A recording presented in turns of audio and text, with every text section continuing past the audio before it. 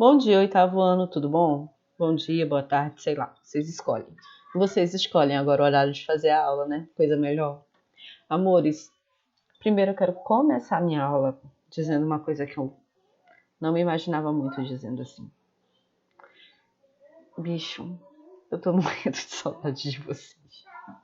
Velho, saudade de verdade, saudade de brigar com a Monique pra ela sentar direito. De dizer pro Ian e Yuri parar. De me estressar com o Kalel me enchendo o saco sobre nazismo. Saudade até do Guilherme, falando baixinho, como se não desse de ouvir a voz dele em sala de aula. Saudade de tudo, gente. Saudade de Mari, saudade de vocês tudinho, galera. Eu nunca pensei que eu gostasse tanto do oitavo. Desculpa, mas é a verdade. Descobri que gosto muito. E adoro dar aula pra vocês, principalmente em sala de aula, né, gente? Sala de aula tá fazendo uma falta que vocês não têm noção do tamanho do tanto. E vamos para o nosso assunto de hoje. Olha só, na aula de hoje nós vamos estar conversando sobre o Congresso de Viena. E para chegar no Congresso de Viena, a gente tem que lembrar um pouquinho o que foi que aconteceu na Europa para estar ocasionando ele. Lembra comigo que Napoleão Bonaparte governou a França e depois, para frear o processo expansionista de Napoleão e para conter as ideias iluministas, se juntou Áustria, Prússia, Rússia e Inglaterra e formaram o Exército da Santa Aliança. Imagina assim, a Áustria, que encabeça realmente o movimento, vai chamar a Prússia, depois Rússia e posteriormente Inglaterra. E aí, eles juntos, essas quatro nações juntas, vão estar formando o que a gente vai vir chamar de Exército da Santa Aliança. O Exército da Santa Aliança tinha como principal objetivo intervir para retirar Napoleão do poder. Depois ele continua existindo e com o objetivo de fazer com que outras nações passem, que venham a estar tirando o equilíbrio da Europa, sejam contidas e o processo monárquico continue de maneira perfeita. Então, bora lá. Para a gente entender um pouquinho o processo do Congresso da Santa Aliança, ou do Exército da Santa Aliança, é importante observar o seguinte: o Exército da Santa Aliança, essa união entre as quatro nações, eles passam a existir porque é necessário conter Napoleão Bonaparte. É necessário criar uma força acima das nações que venha manter o equilíbrio entre as nações europeias. Tá? Os princípios do Congresso do Exército da Santa Aliança é justamente guerrear para manter o equilíbrio, para as monarquias não perderem o seu poder. Quando o Exército da Santa Aliança consegue realmente vencer Napoleão, retirar ele do poder, eles vão se reunir em Viena e lá vão fazer um congresso e aí nós vamos ter o chamado famoso Congresso de Viena. O Congresso de Viena vai cair no oitavo ano, vai cair no nono ano, vai cair no ensino médio, vai cair nos vestibulares e vai cair nos concursos da vida, tá? Porque o Congresso de Viena, além dos desdobramentos diretos, ele tem diversos desdobramentos posteriores. Olha só. Um dos primeiros pontos que a gente tem que enumerar aqui são os princípios. Tá? O Congresso de Viena ele tem princípios básicos, que é o da restauração, da legitimidade e do equilíbrio. Restauração, legitimidade e equilíbrio, tá? Então, em suma, como está dizendo aqui no quadrinho para vocês, o Congresso de Viena é uma tentativa conservadora de reorganizar a Europa após a Revolução Francesa e Napoleão. Conservadora porque quem está à frente disso são as nações que têm regimes monárquicos. São os reis que não querem perder o poder dentro das suas nações. Então, quando a gente coloca restauração, ele está dizendo que vai restaurar os antigos reinos. Pensa comigo, o mapa da Europa durante Napoleão Bonaparte, ele foi completamente modificado, tá? Observa nesse mapa aqui comigo, deixa eu trazer mais para cá. Olha, o Império Francês está aqui. Estados satélites da França. Estados aliados da França, tá? Estados independentes. Olha só, as nações que ainda não haviam sido dominadas pela força napoleônica, mas seriam territórios que seriam posteriormente dominados com certeza. Observa Portugal aqui. Portugal não está anexado, tá? Apesar de todo aquele processo, como a gente vê a família portuguesa, a família real portuguesa migrando para a colônia, vai terminar se tornando um território meio que neutro, viu? Então, mudou a configuração do mapa europeu. Agora, um dos princípios vai ser fazer com que esse mapa, que foi modificado com o governo napoleônico, volte para o que ele era anteriormente. Por isso, nós vamos entrar com o princípio da restauração.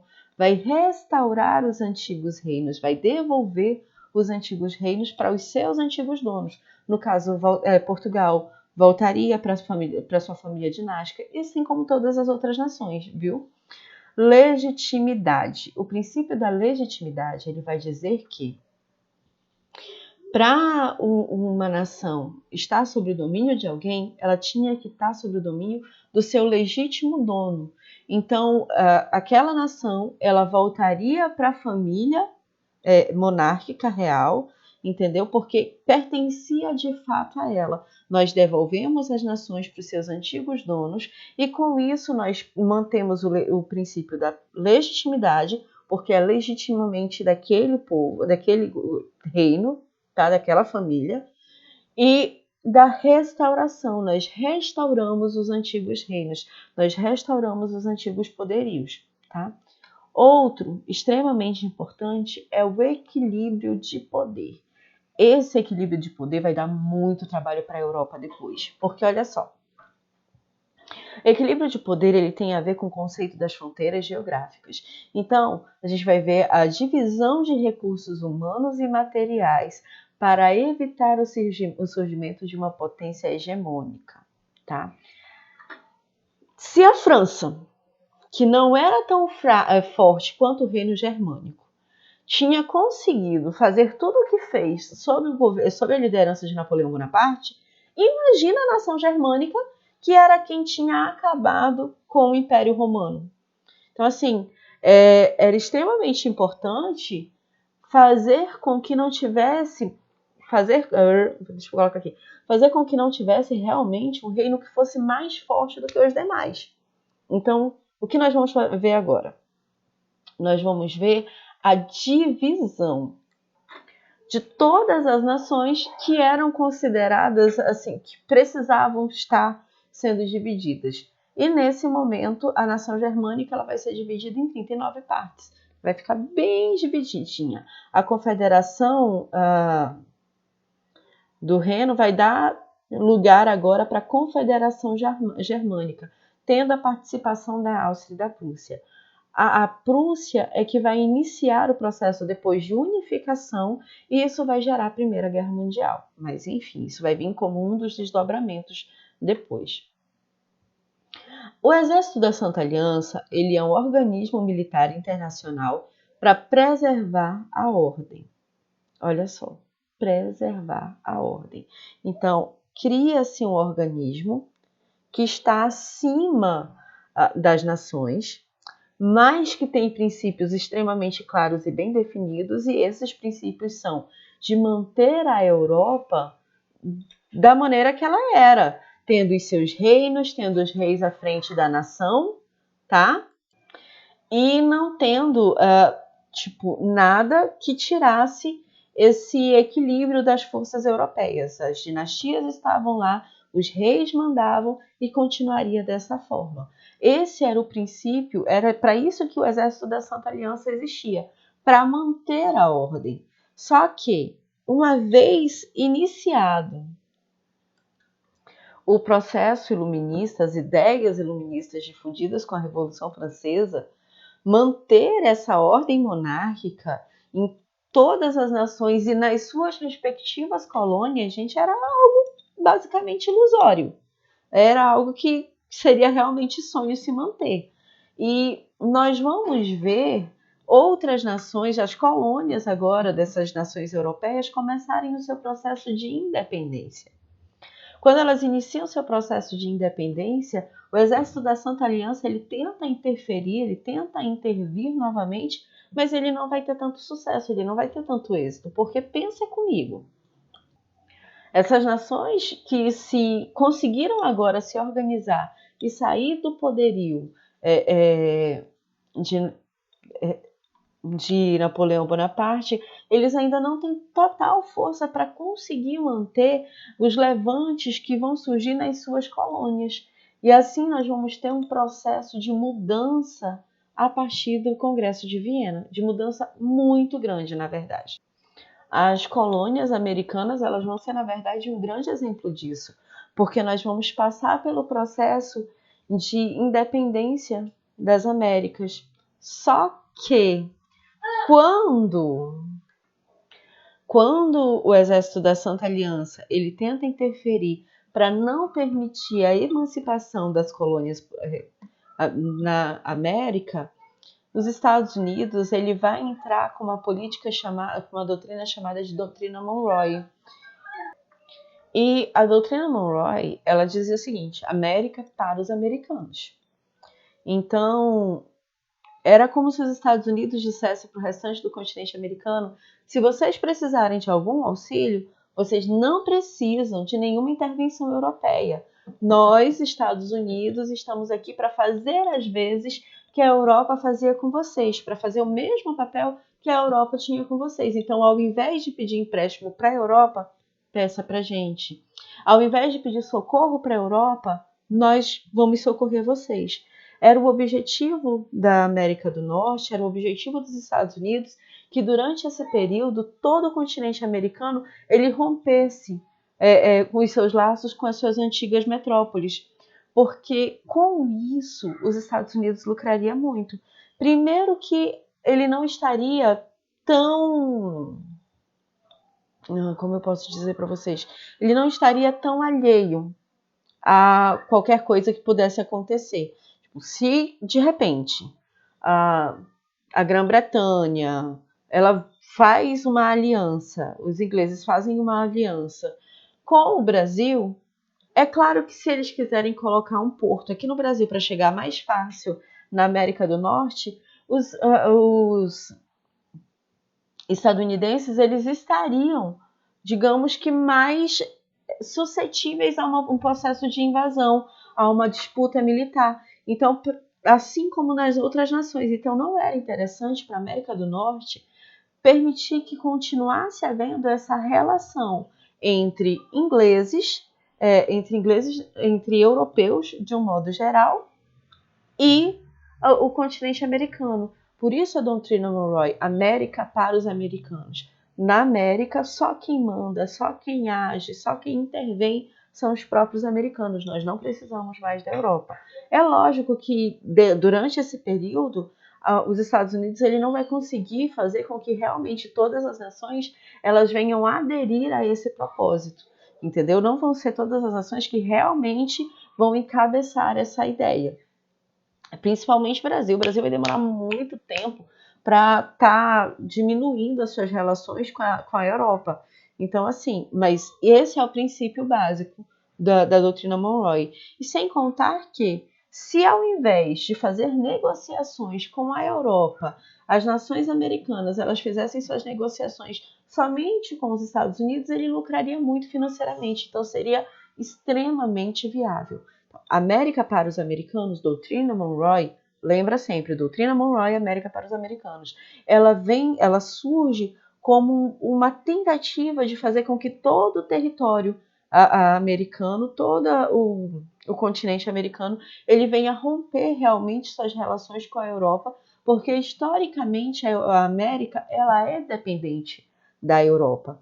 Mesmo quando nós rompemos com os nossos laços coloniais, nós continuamos com várias relações comerciais. Então, é como se não rompesse realmente, totalmente as relações com as nossas antigas metrópoles. Entenderam? Voltando para o Congresso de Viena. Um dos princípios do Exército da Santa Aliança era ser um organismo militar internacional para preservar a ordem do antigo regime. Lembrando que sempre que falamos em antigo regime, nós falamos diretamente em monarquia.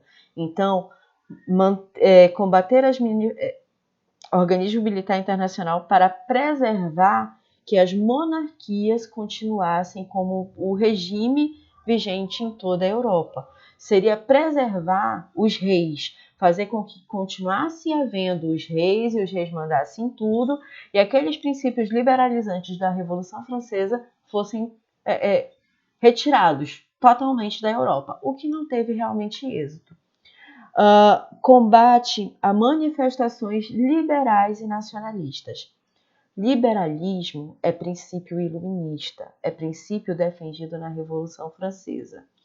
Liberalismo é liberalismo político, é liberalismo econômico, assuntos que nós já estudamos.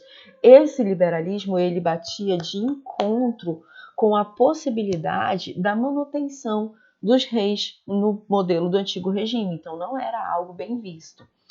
E combate a manifestações liberais e nacionalistas. Essas manifestações nacionalistas, elas colocavam a independência das suas nações em primeiro plano. Era algo que devia ser totalmente cortado dos ideais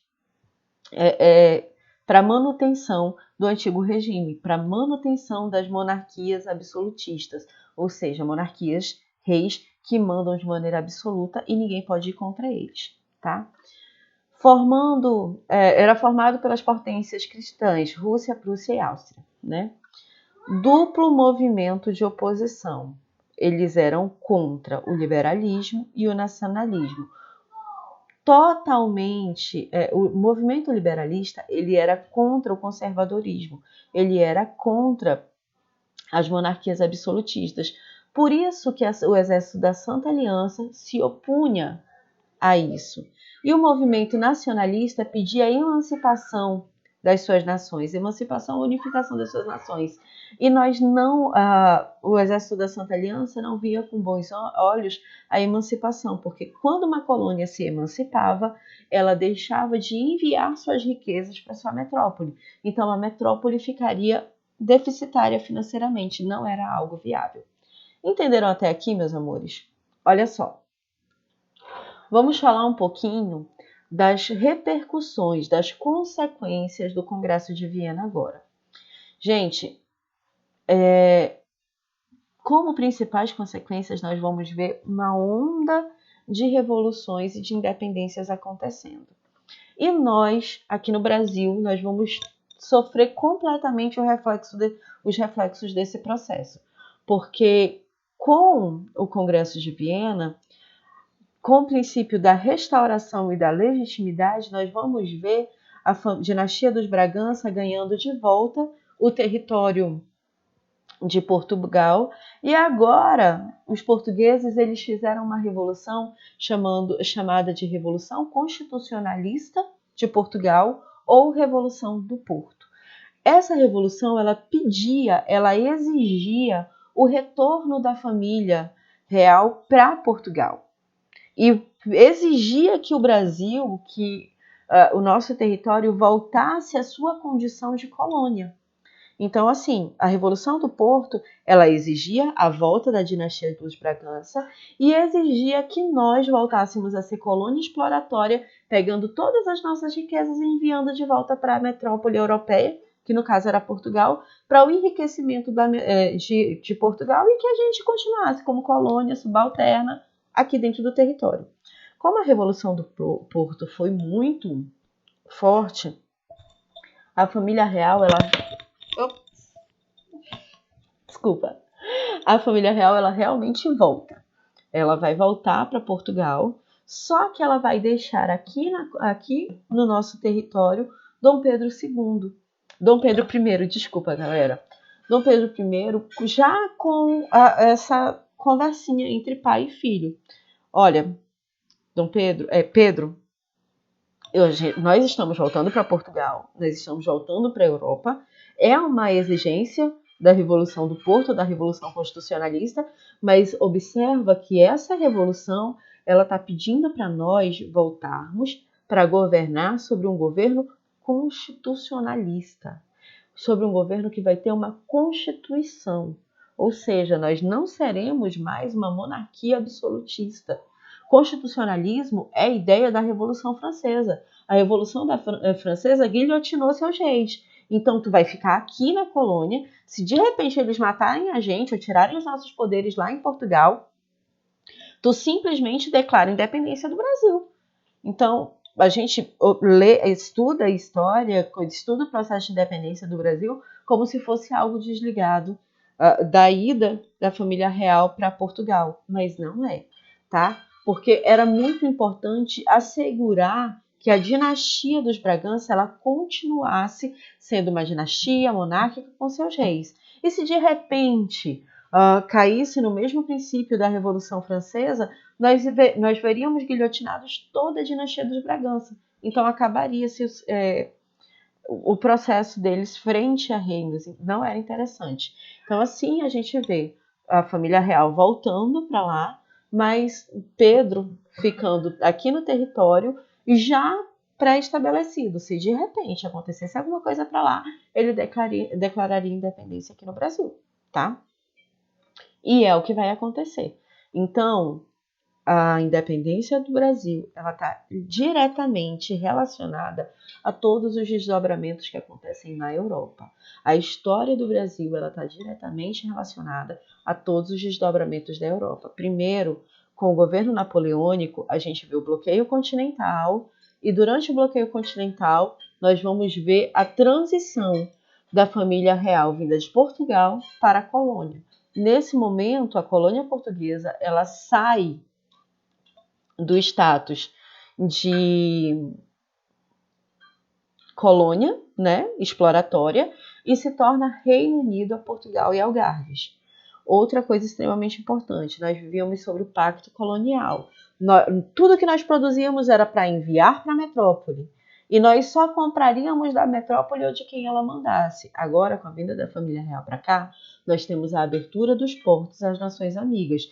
Então, nós vamos começar a ver a relação comercial do território com outras nações também. Não podia haver de maneira nenhuma estradas dentro da colônia.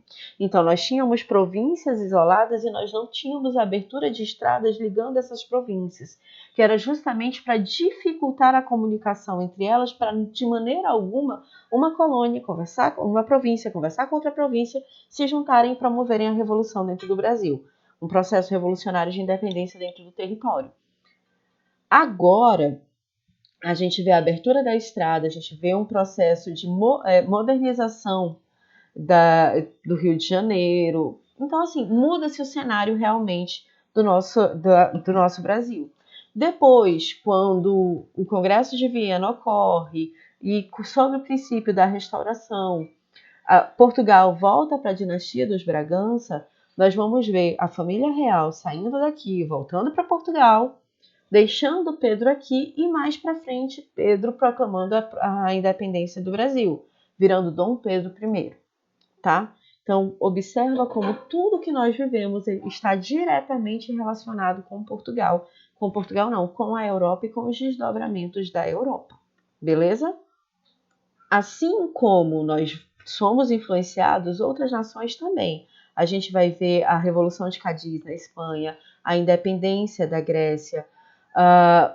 Na França vai ter modificação também, porque nós vamos ver o fim da dinastia dos Bourbon e a ascensão da dinastia dos Orleans, a consolidação da indústria e do proletariado dentro do território, tá? Isso, vamos fazer o seguinte, nós vamos dar uma parada por aqui, nós vamos chegar até onde realmente o livro propôs pra gente, o Koch propôs pra gente, lembrando que o conteúdo do Koch, ele é em espiral. Isso significa dizer que vocês viram o Congresso de Viena agora, vocês vão ver novamente, depois novamente, cada vez vai ser um pouquinho mais aprofundado, beleza? vamos conversar um pouquinho sobre os exercícios de vocês, beleza? A primeira questão do livro didático de vocês, lá na página 178, pede para vocês explicarem o princípio da legitimidade e a política do equilíbrio europeu. Olha só, falando de legitimidade e de equilíbrio de poder. Legitimidade era devolver os reinos para quem era de direito. Equilíbrio de poder era fazer uma divisão de recursos materiais e humanos para não correr o risco de nós termos uma nação mais potente do que a outra, beleza? Então vocês, claro que vocês não vão responder o que eu acabei de falar para vocês, mas vocês vão partir daqui. A segunda questão, essa eu preciso que vocês tentem fazer. Essa imagem, gente, é uma imagem que vocês vão ver muito e bem provavelmente quando vocês forem fazer vestibular, vocês vão encontrar essa imagem nos vestibulares de vocês. Porque, olha só, nós temos as nações europeias aqui sentadas à mesa, isso é uma sátira ao Congresso de Viena, viu? Na caricatura, os vencedores de Napoleão, o rei da Inglaterra, o rei da Prússia, o czar da Rússia e o imperador austríaco preparam-se para dividir o patê, que contém, no caso, o antigo imperador, ou seja, Napoleão Bonaparte é esse que está aqui dentro, tá? Sob a mesa, o rei francês Luís XVIII espera as migalhas. No que se refere a esse momento histórico, é incorreto afirmar que vocês vão marcar apenas a alternativa errada. Não é a alternativa correta, é a alternativa errada. Nós vamos ter 4 afirmativas corretas e só uma errada, beleza? A terceira questão te pergunta o que foi o Exército da Santa Aliança e como ele impactou a América. É o que eu acabei de explicar para vocês, viu? Como é que o que aconteceu lá na Europa influencia diretamente o que nós vivemos aqui no continente americano. A quarta questão, ela te pergunta o que foi o objetivo do Congresso de Viena. Gente, isso foi explicado, né? E a quinta questão te diz o seguinte: o Congresso de Viena, de 1814 a 1815, em 1815, reuniu representantes de diversos estados europeus e resultou no quê? Qual foi o resultado do Congresso de Viena, tá? Essas são as questões que eu quero que você responda.